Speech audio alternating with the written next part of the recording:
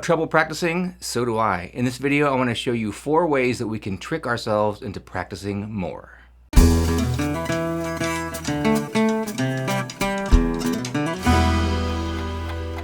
Number 1 is playing guitar riffs. At the beginning of this video, I played a few rock riffs. Those are so awesome. If you're playing nylon string guitar, classical, you can play any style of music. And those rock riffs are so great because they're memorable, they're fun to play, people recognize them, and that really is a huge thing because you could be playing something super complicated that you spent 3 months on and nobody cares, unfortunately. I wish they did. But then you bust out a Crazy Train riff and they go, you can really play the guitar, which is absolutely ridiculous and it sucks.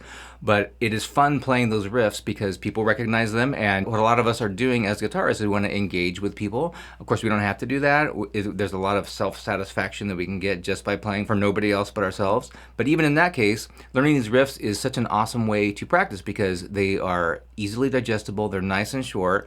Almost every one of them has, for us as nylon string guitar players, a different kind of technique that we might use. So we can use our thumb, might involve arpeggios or strumming. But the best thing about those riffs is that they are short. We all have diminishing and dwindling attention spans these days because of our phones and the internet and YouTube. Do you have ways that you trick yourself into practicing more? Put them in the comments and smash that like button and hit it, kill it, stomp it, kill it. Kill the like button. But that's okay, we can still get a lot of practice if we do short little snippets, and that's the best way to practice anyway. After about 15 minutes, our focus is going to wane even if it were 100 years ago. That's just the way the human brain is.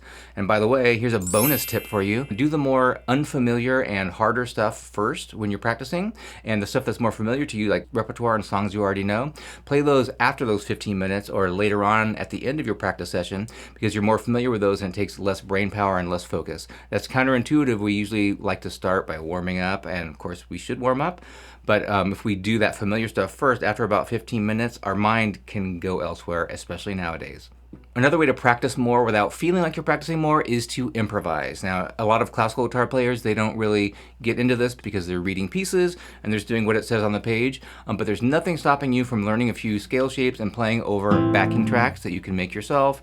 Strum a chord progression, you do have to know some music theory, and that's a good thing too. That makes you a better musician. And there's millions of really great backing tracks on YouTube. Look up flamenco backing track, or you can pick the key or the style of music. And by doing that, you're working on your timing and your musicality and your theory and your technique and all of these things that you're not feeling like you're working on because you're not saying, I'm gonna put the metronome on and work on my picado technique, and that's a great thing to do, but how long are you really gonna do that? So by improvising over chord progressions, you're working on all of these aspects that you're not really thinking of, and you're much more liable to play a lot longer than you initially set out to practice.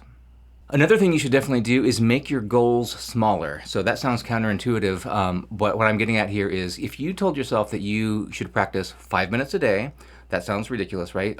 That is way, way, way better than saying I'm gonna practice 3 hours every Sunday, because cramming like that doesn't really get us our habits and really get into playing. But if you just set yourself that goal of I'm gonna play 5 or 10 minutes, and truly if you did play 5 minutes a day, you would be way better than if you played several hours on one day a week. But what is really happening here in terms of tricking yourself is that once you've got the guitar and once you're sitting down and once you're playing, once you get past that 5 minutes, you're probably gonna play longer than that. But even if you didn't, that's still a great amount of time to get something done. Of course, hopefully we should be doing something that is edifying and to our technique or something like that. But playing for 5 minutes is way better, way, way, way better than playing for 0 minutes, obviously. One final way to fool yourself into practicing more is to have a guitar accessible. This sounds so dumb, but if you have your guitar in a case, and if you have an expensive guitar, it should be in the case, it becomes such a mental project just to get the guitar out of the case. And that sounds insane and ridiculous, but is absolutely true. So at home, I have a guitar on the wall, just a beater guitar. Look on Craigslist and get some used nylon string or whatever guitar you play. As a guitarist, you should have a steel string acoustic, an electric, and a nylon string classical, so we can play all these different styles of music. But if you have a guitar sitting around, just have it lying on the sofa or on the wall, you're much, much more liable to play. Of course, it's staring at you and guilting you into playing every time you look at it. It's kind of a guitarist's life hack. If you have that guitar around where you can just reach up and grab it, you're much more liable to play, whether it's for 5 minutes or 5 hours.